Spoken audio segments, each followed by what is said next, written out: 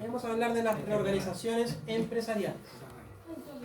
Dice, sin dispuesto lo dispuesto en el artículo 71, las empresas individuales no pueden convertirse en sociedades de cualquier naturaleza, ni las sociedades aportar a otra u otras, todo su activo y pasivo, o fusionarse sin dar aviso de término de giro. Y vamos a hacer un pequeño adelanto de esta materia que vemos el próximo año en auditoría tributaria, que se llama reorganizaciones empresariales. Tengo algunos tipos de reorganizaciones que son más simples que otras, y otras que son un poco más complejas.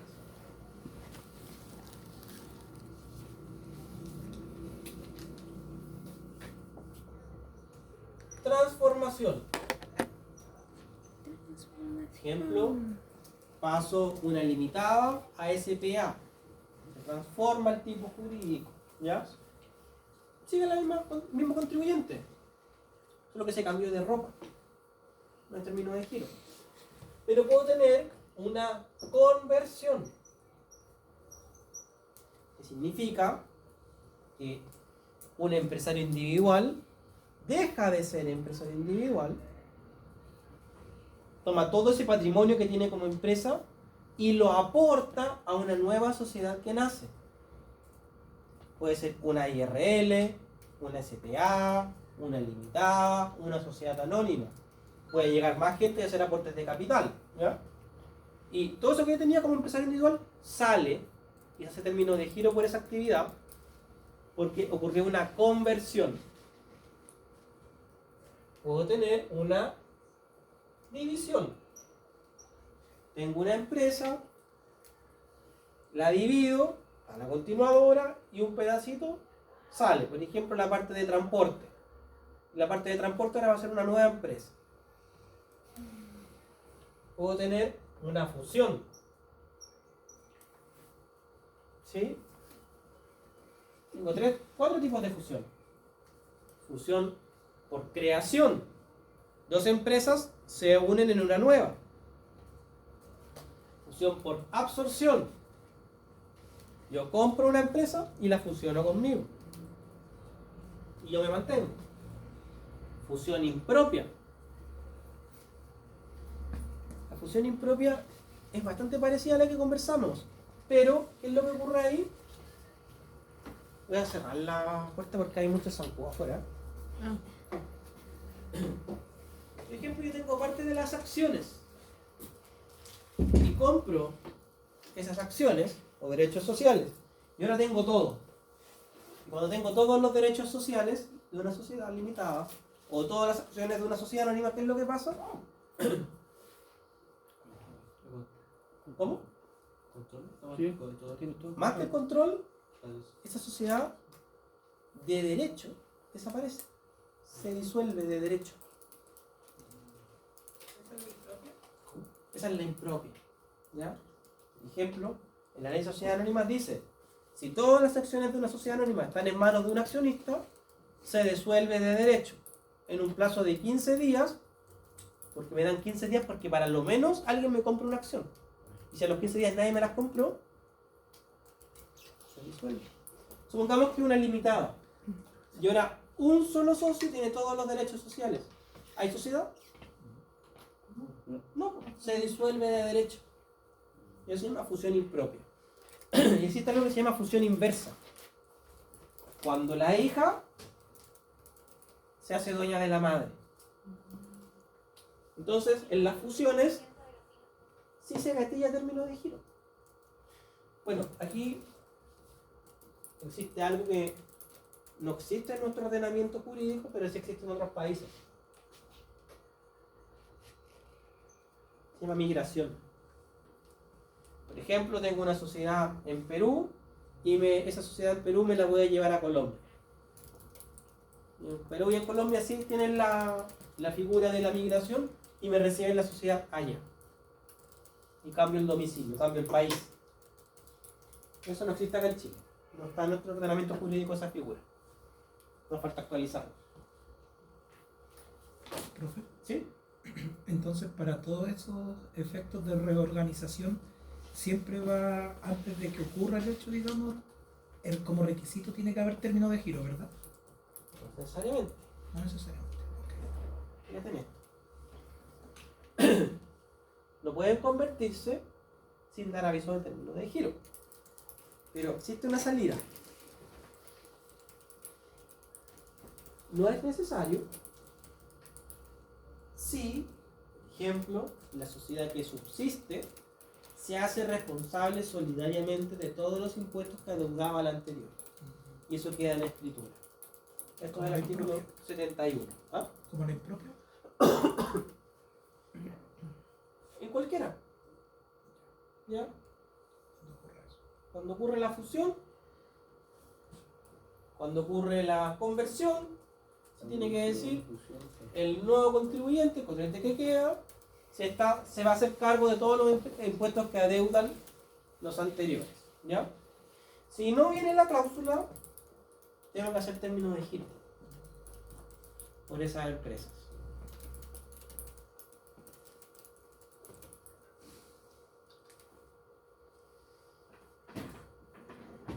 Y todo eso se hace a través de la carpeta electrónica del artículo 68. Las empresas que se disuelven deben efectuar el balance de término de giro a su fecha de disolución. Y las sociedades que se quieren subsisten pagar los impuestos correspondientes. ¿Ya? Profe, cuando dice efectuar un balance de término de giro, ¿es el balance normal o es un balance? Es un balance normal, pero a la fecha del término de giro, que va a ser el 31 de diciembre. Hay gente que va a hacer una conversión. Tengo a esa persona individual y ahora se va a transformar en una limitada porque encontró nuevas personas que quieren invertir con él. Entonces ya no puedo seguir como empresario individual. Tengo que constituir una limitada. Aporto todo lo que tengo a través de una conversión. Y en la conversión, con la escritura, va a ir el término de giro. Y si esto lo hice el 5 de julio, el balance va a estar al 5 de julio. ¿Ya? Entonces, estos casos de acá también me generan término de giro. El servicio también puede determinar un término de giro por oficio. Si eso cuenta con antecedentes que permiten establecer que el contribuyente no ha dado el aviso de término de giro, debiendo haberlo dado, el servicio puede citarlo, artículo 63, liquidar y girar los impuestos de término de giro. Siempre en los plazos de prescripción. Siempre en los plazos de prescripción. Entonces, si llega un contribuyente que no ha declarado impuestos hace 2 años, pero tenía utilidades, que no tributó, no mandó el impuesto a la renta, le faltaron algunos IVA, eso puede hacer la revisión de término de giro. Y hay que cobrar todos los impuestos.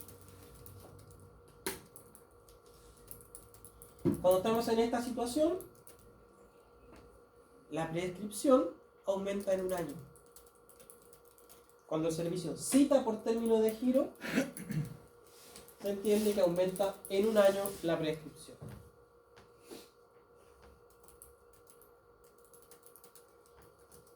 Y esta facultad también procede en algunos casos en donde los contribuyentes, ¿cuándo procede? Cuando han pasado un periodo de 18 meses seguidos o 2 años tributarios consecutivos, en donde el contribuyente, ¿qué es lo que no ha hecho? Declaraciones de impuestos.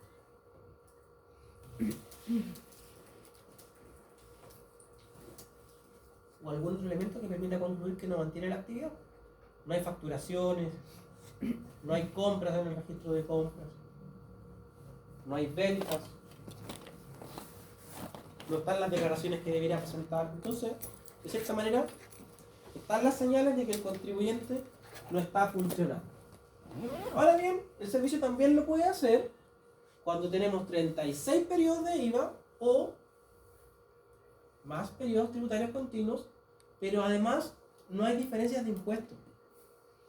Y cuando el contribuyente no tiene diferencias de impuestos, el servicio, cuando ya pasaron los 36 meses, le puede declarar el término de giro. Declaro que Patricio tiene término de giro. Listo. Fuiste bueno. Así, tal cual. ¿Pero a qué se refiere, profe, con diferencia de impuestos? Es que en el caso anterior que acabamos de ver, de los 18 meses, es que tienes impuestos pendientes. Ah, claro. No has mandado la renta, tienes ingresos, hay utilidades acumuladas en tu registro de rentas empresariales. Ya estoy el día. Aquí tiene todo vigente, o sea, todo al día, no debe nada, no hay utilidades acumuladas. Entonces, sí. Escucha, era un contribuyente ProPyme, transparente, no tuvo más impuestos, no hay inventario, no hay temas en IVA, no hay temas en renta. Te cae con el término de giro. No hay ningún perjuicio fiscal. No debe nada. Y se hace. Y todos los meses se publican nóminas de contribuyentes que el servicio les declara el término de giro por oficio. Bueno, al contribuyente le notifican una resolución. Puede que no esté de acuerdo. Y si no está de acuerdo, ¿qué procede? Lo dispuesto en el artículo 6, letra B, número 5. Artículo 6, facultades de impuestos internos. Letra B, facultades del director regional. Número 5, facultad de corregir de oficio errores manifiestos.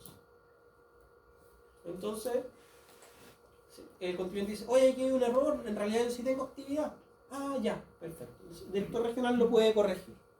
O bien, 123 bis, ¿se acuerdan? La RAP. ¿Se acuerdan de la RAP? Reposición administrativa voluntaria. Pido la RAP. Y también puedo decir, oye, no me corresponde esta resolución, yo sí tengo actividad. Solo que estaba sin movimiento. O bien el artículo 124, ir a reclamar al TTA.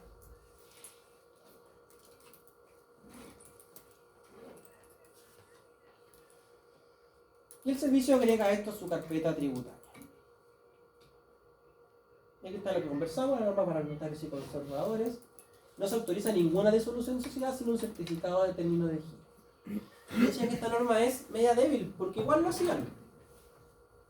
Entonces, existe otra norma en el código que es más potente, que dice que los notarios y conservadores que son solidariamente responsables de todos los actos que autorizan desde el punto de vista tributario.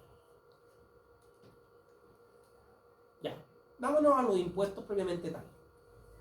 Normas relativas a IVA. ¿Por qué? Porque en términos de giro voy a hacer una revisión de IVA y de renta. Letra, artículo 8. ¿Se acuerdan? Hechos grabados especiales. Letra D.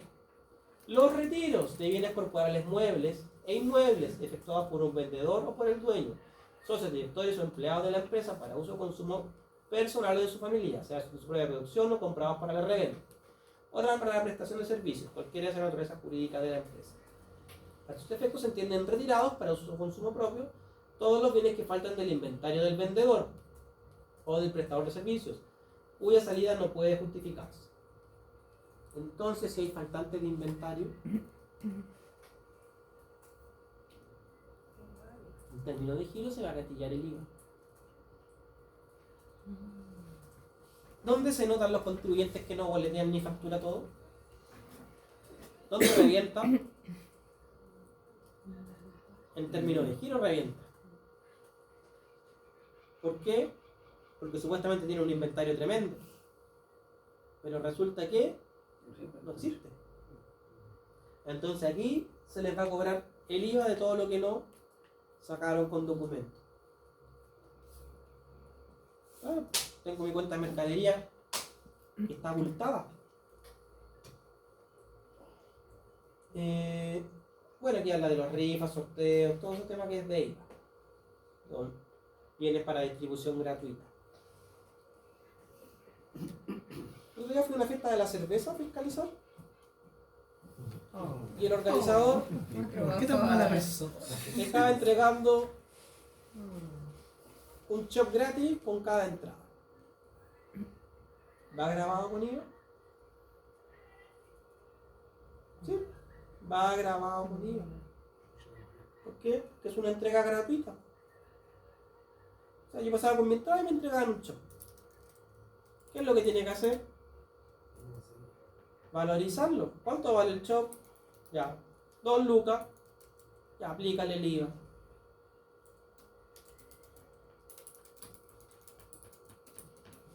Está el tema de las entregas gratuitas, que ustedes ya lo manejan, el artículo 31, número 3. Y letra F. También afecta en IVA. La venta de establecimientos de comercio y en general de cualquier otra universalidad que comprenda bienes corporales, muebles e inmuebles de su giro, que formen parte del activo inmovilizado del contribuyente. Estos últimos siempre cumplan con los requisitos señalados en la letra M. ¿Han escuchado? ¿Vendo derecho de llave? Clásico. ¿Vendo el negocio? ¿Qué me venden? La universalidad. El todo. Y si me venden la universalidad, queda grabado con ella. Entonces yo llego al término de giro. No, que vendí la universalidad, vendí toda la empresa andando. Vendí todos los activos que tenía. Ya, perfecto. Pagó el IVA sobre la venta de toda esa universalidad. Acuérdense que esta norma cambió con la modernización tributaria. Lo deben haber visto en IVA. Antes solamente aplicaba a las mercaderías. Con la modernización tributaria ahora aplica a las mercaderías y activos fijos, porque si no sería...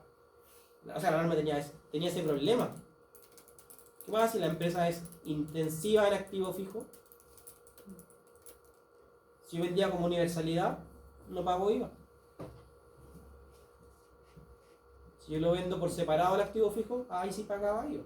Entonces, era un foco de elusión esa norma. Porque esta norma se comunica con la del 8M, que es la venta de activo fijo. Si una empresa tiene activo fijo y yo lo vendo, paga IVA, siempre y cuando siga esta norma. Yo haya tenido derecho a crédito fiscal por la adquisición. Por lo tanto, si me pongo a vender el activo fijo de la empresa independiente, queda grabado con IVA.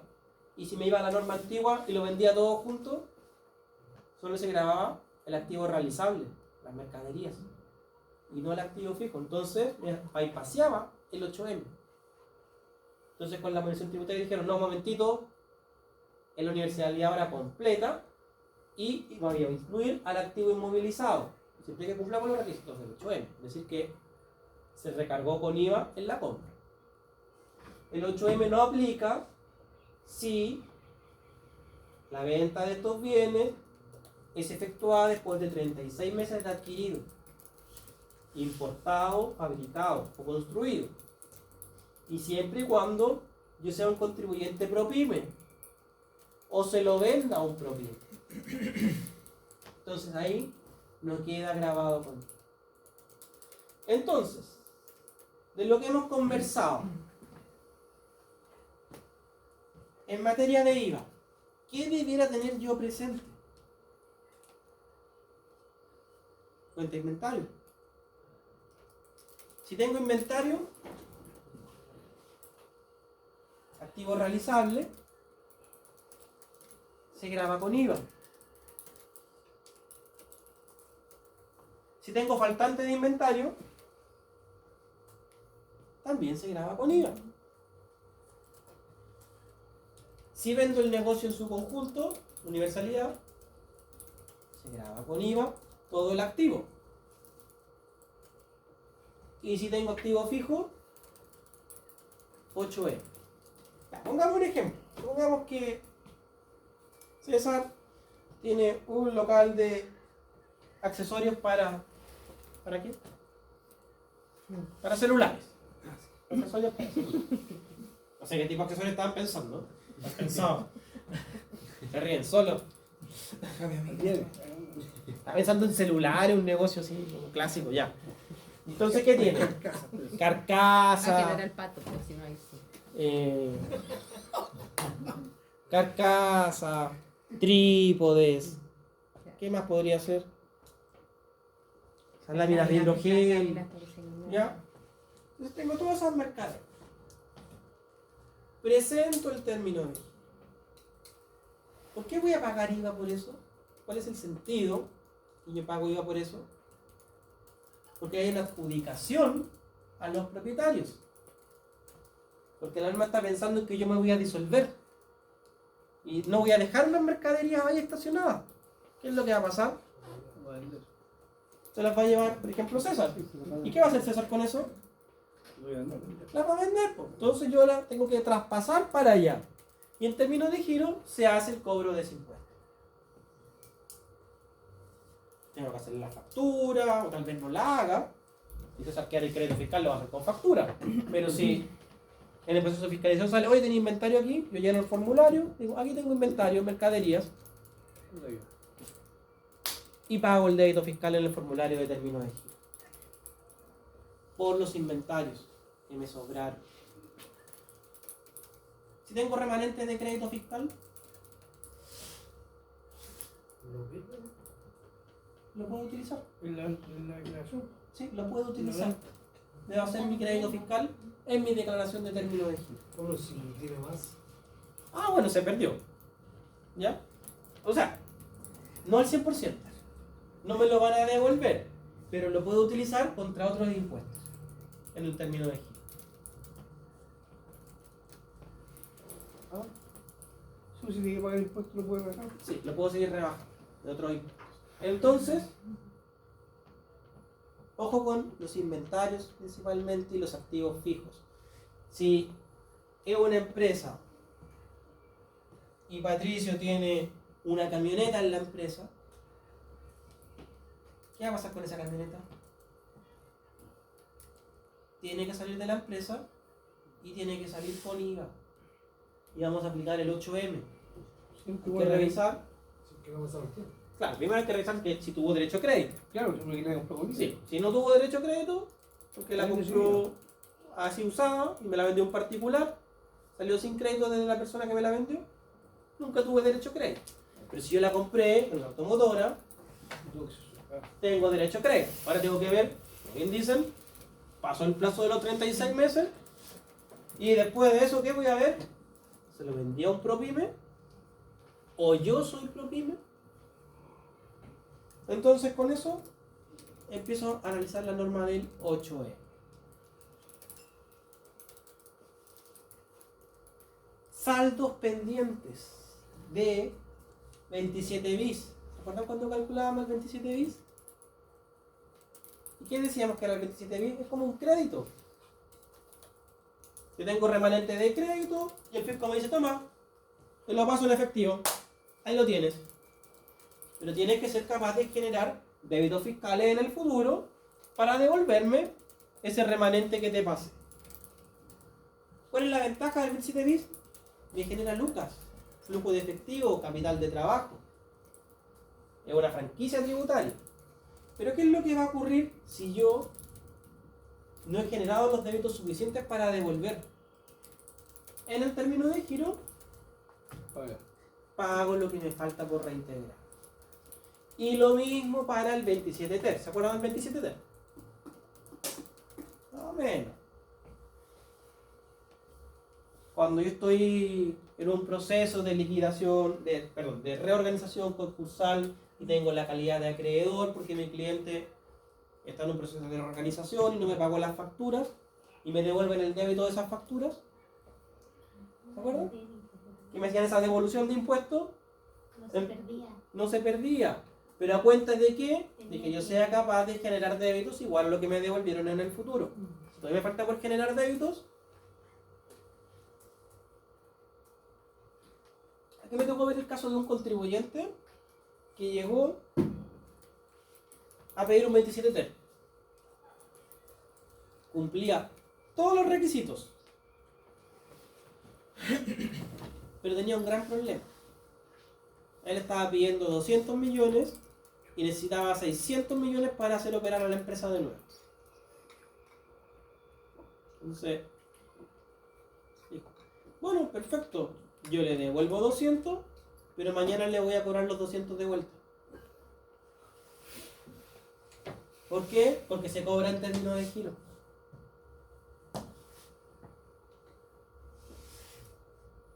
Y existe un beneficio tributario de devolución de crédito fiscal para las pymes. ocurrió en la pandemia. Cantando los zancudos. Ya. Vamos a apurarnos un poco la clase para que no salgan todos picados y enronchados y la casa les Sí, pegue, por ¿ya? favor, eso ya me explica. Entonces, los contribuyentes que en la pandemia tenían remanente de crédito fiscal, le hicieron una devolución de ese remanente. ¿A cuenta de qué? De que genere débitos en el futuro. Y si todavía le queda débito por reintegrar, se le cobra en términos de giro.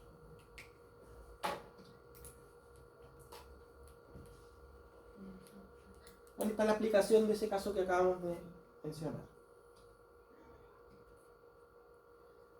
Norma de término de giro del impuesto a la renta. En primer lugar, antes de entrar a esta norma, tengamos presente algo. Si yo hago un balance al 4 de abril, tengo que hacer mi RLI al 4 de abril. Si yo hago mi balance, me queda gustando ya, Está bueno. al 25 de septiembre,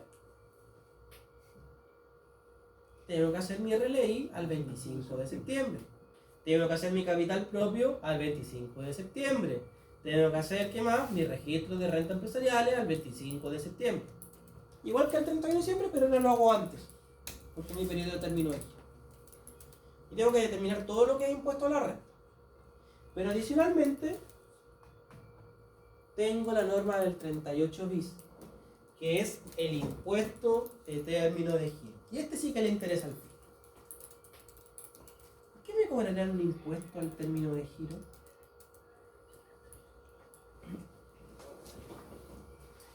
Pensemos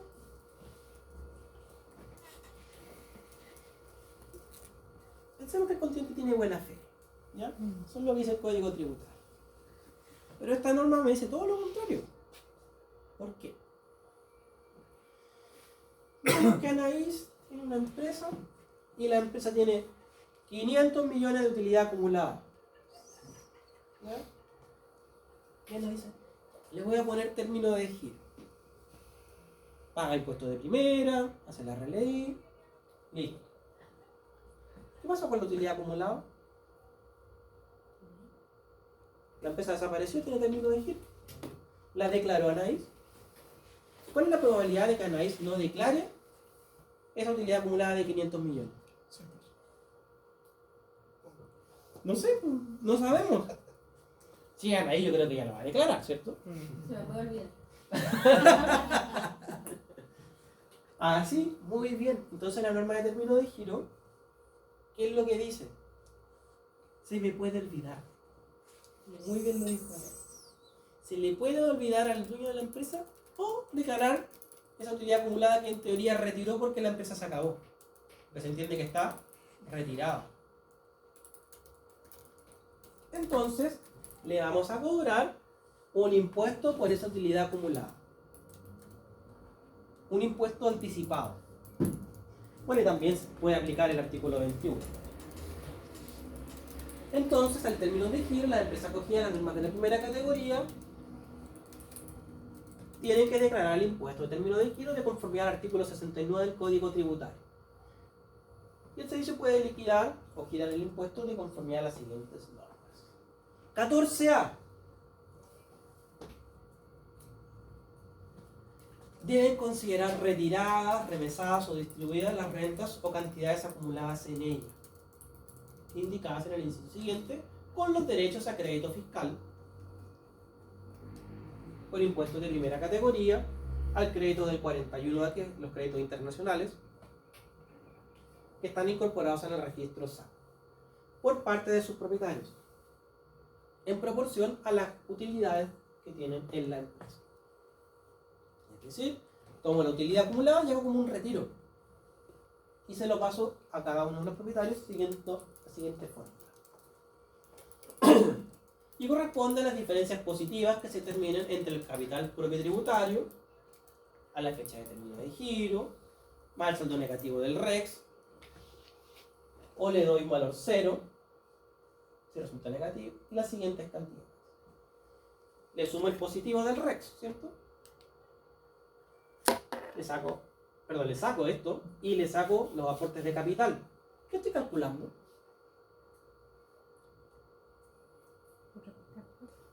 Los partidos del capital propio, le saqué el capital, le sumé el REX, le saqué el REX y le resté el capital aportado. ¿Qué estoy haciendo? Estoy calculando el RAI. Estoy viendo cuánta utilidad me quedó dentro de la empresa. En otras palabras. Y estas empresas tributan con un impuesto de 35%. Solo respecto a la que corresponda a propietarios contribuyentes de impuestos finales. Es decir, o propietarios no obligados a llevar contabilidad completa. ¿Qué estoy diciendo? Te calculo cuánta utilidad acumulada te queda en la empresa. Determino cuánto le corresponde a cada propietario. Si el propietario es contribuyente de impuesto final, te grabo con 35%. Si no, no. ¿Por qué? Porque es como un retiro que se va a la otra empresa. Entonces esa utilidad ya pagó impuestos. ¿Recuerdan? 33 número 2. No vale la pena cobrarle impuestos sobre algo que ya pagó impuestos. En cambio, cuando lo mando a los contribuyentes de impuestos finales, les cobro un impuesto anticipado de 35% y le doy, lógicamente, los créditos del SAC, aplicando cuando corresponda la restitución. ¿Ya?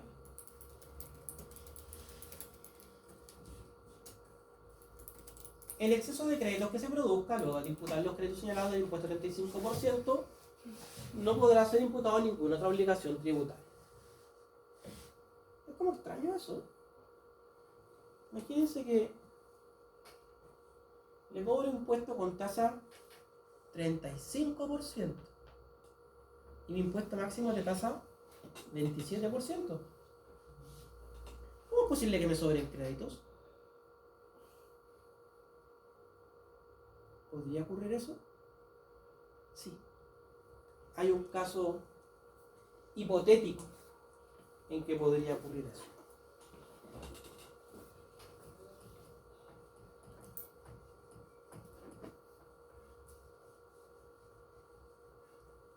No se ve mucho, pero podría ocurrir.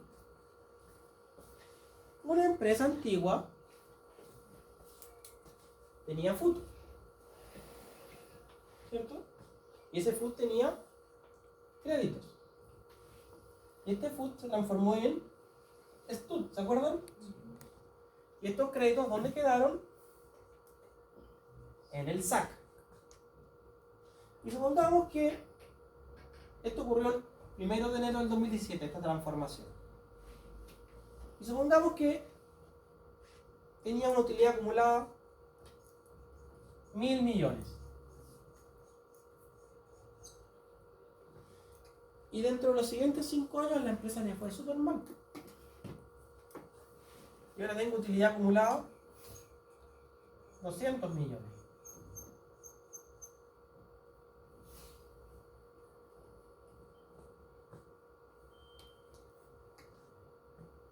¿Cayó el capital propio? Sí. Cayó el capital propio, cayeron las utilidades acumuladas. Pero estos créditos siguen ahí. Entonces puede ser que yo calcule acá el impuesto, pero yo tenía muchas más utilidades antes que habían pagado. Y tenía créditos ahí disponibles para utilizar. Pero como se perdieron 800 millones de utilidades, que probablemente deben haber tenido créditos por unos 200 millones, 150 millones, yo hoy en día tengo utilidad acumulada por 200 millones. Entonces no la voy a poder utilizar todo. Se va a perder. Ese es un caso de laboratorio. ¿Puede pasar? Sí, puede pasar. Porque acuérdense que el SAC me controla los créditos, no depende del capital propio, depende de las utilidades que ya pagaron en los meses anteriores. Entonces, pues está esta norma. ¿Puede ser que tenga créditos que me sobran? Sí, pero ahí ya se perdieron. Respecto a las empresas a la parte de cantidades que corresponden al propietario que consisten en empresas, sujetas al 14A o 14D3, esta se considera retirada con el crédito correspondiente y no paga impuestos. Acuérdense de eso. Solo la parte que se va a contribuyente de impuesto final paga 35%. Entonces, si, por ejemplo, Maggie es dueña de una sociedad y la sociedad está haciendo término de giro, le va a mandar a ella la utilidad que le corresponde. Si ella es persona natural, paga el 35%. Pero si es además empresario individual, bueno, hay que ver si esa participación la tiene en la empresa individual, está en ese balance, esa inversión en empresas relacionadas, entonces ahí no paga 35% porque ella es como una empresa para efecto de esa utilidad. Entonces, no necesariamente porque sea persona natural va a pagar 35%. Porque si esa persona natural la tiene incorporada en la empresa individual y está en el balance dentro del activo, entonces se entiende que es una empresa. Ojo con eso.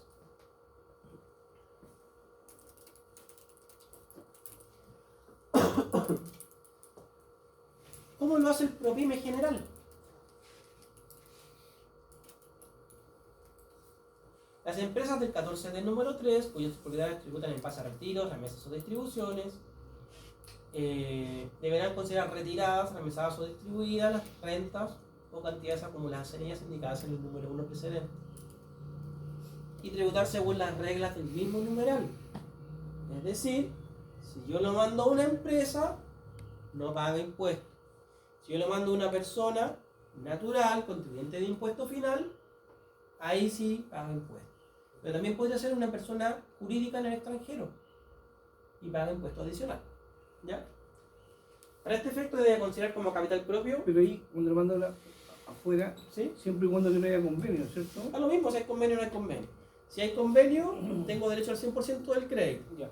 Si no hay convenio, cuando tengo que restituir, hago la restitución. Debo considerar como capital propio el determinado considerando el siguiente valor de activos. Aquellos que formen parte de su activo realizable, valorados según su costo de reposición. Los bienes del activo fijo según el 31 número 5 y los demás según las normas del 41. Entonces, ¿qué es lo que está ocurriendo? Ya no calculo el capital propio tributario simplificado, sino que me están haciendo calcular mi capital propio según las normas del 41 en el término de giro. El PROPYME, para efecto término de giro, calcula su capital propio como una empresa 14A. Y tengo que revalorizar mi activo inmovilizado. Tengo que revalorizar los bienes del activo inmovilizado. Costo histórico, más corrección monetaria, ¿cierto? Todo eso. Las empresas del 14 de número 8, al término de giro, deben practicar un inventario en el que registran los bienes conforme a las reglas señaladas en los números anteriores. Y en estos casos, la diferencia de valor que se determine entre la suma de las partidas señaladas en dichos números y el monto de las pérdidas determinadas conforme a esta ley, al término de giro se grava con impuesto final. Es decir, yo recalculo, hago un inventario. Un inventario significa que hago un balance según las normas del 14A. Y después, ¿qué es lo que voy a hacer? Determino la diferencia entre las pérdidas acumuladas que yo pueda tener. Entonces me quedó un capital al final. Bueno, ese capital yo lo voy a traspasar a los propietarios. Y también se graba con el término de giro, el ingreso diferido que pueda tener. 35%.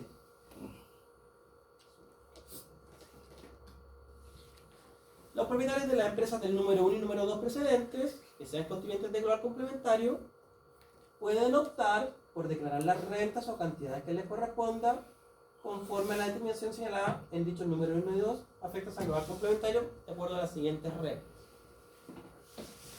¿Qué pasa ahora con los dueños de las empresas? La renta o cantidad que se entenderá devengada durante el periodo de años comerciales que haya sido propietario, excluyendo el año de término de giro hasta un máximo de 10 años. ¿A qué les suena esto? A enajenación de los bienes raíces. Y acciones. acciones y derechos Es la sociales. misma norma. Solo que me está diciendo, mira, te va a tocar pagar impuestos en términos de giro con el 35% por tu participación.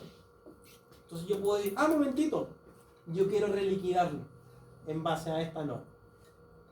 Y me recalculan, ¿qué cosa? Como si yo hubiese retirado esa utilidad y la incorporo a mis bases imponibles y hago el recálculo de cuánto tendría que haber pagado. Es la utilidad la que se recalcula. Claro, la utilidad que, por ejemplo, supongámoslo, tengo 10 años y la utilidad que me corresponde son 100 millones. La norma general es, pago 35% sobre los 100 millones. Pero yo podría decir, no, 100 millones dividido en 10 años y lo llevo a mi impuesto global de cada uno de esos años. Y recalculo cuánto impuesto me faltaría haber pagado por esos años y eso lo hago en el término de giro. Eso nadie lo hace. Lo he visto una pura vez. Pero puede quizá un contribuyente querer hacer. Para ver si lo que se paga es menor que el 35%. Exacto. ¿Ya? Pero ojo, aquí es la misma metodología, lo convierto a UTM y hago todo el cálculo. ¿Ya? Y aquí me está diciendo que esta reliquidación no voy a modificar impuestos año anterior, sino que es para ahora, igual que la norma anterior. La reliquidación es en reemplazo de la tasa 35%. Por lo tanto, la reliquidación, ¿cuándo se hace? En conjunto con el término de giro. Y ahí se paga el impuesto de la reliquidación.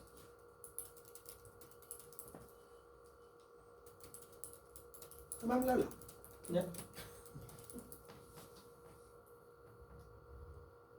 Esto no aplica para los casos del inciso sexto del artículo 69, ¿ya? Cuando el servicio me va a buscar.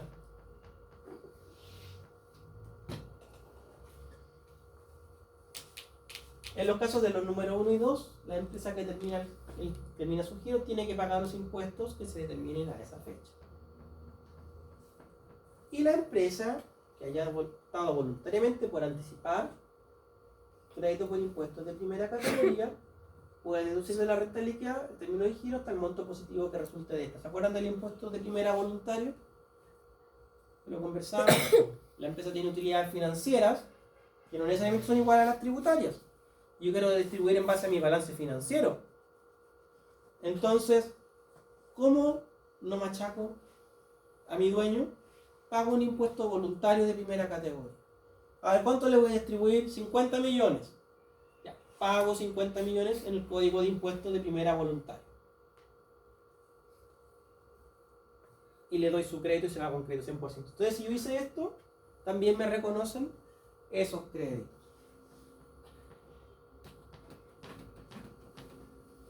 Y aquí existe una norma bastante importante que dice que cuando yo hago término de giro, los bienes que van a quedar en la empresa se adjudican a sus propietarios. En la disolución o liquidación de estas empresas. ¿Y qué valor le voy a dar a estos bienes? El mismo de acuerdo a las normas de esta ley.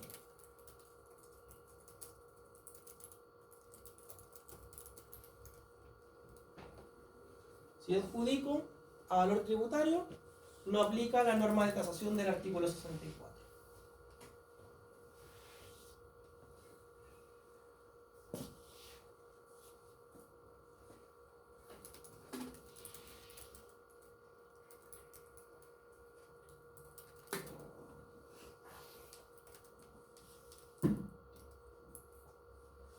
En los casos de los bienes determinados en el inciso anterior, que corresponde adjudicar a empresas sujetas a las disposiciones del 14A o 14D número 3, y este excede el valor de la inversión total realizada por dichas empresas, que se realiza el término de giro, la diferencia que se produce debe reconocerse como un ingreso. Supongamos que yo tengo una inversión en una empresa relacionada, invertí 50 millones y después recibo activos por 900 millones. ¿Hay un incremento de patrimonio? Eso es lo que me está diciendo esta norma. Oye, si tú invertiste 50, costo histórico reajustado, y estás recibiendo 900, tienes un incremento de patrimonio de 850. Porque los 900, como bien dijimos, es a valor tributario. Por lo tanto, para ti va a ser un ingreso en el ejercicio que yo me lo adjudico.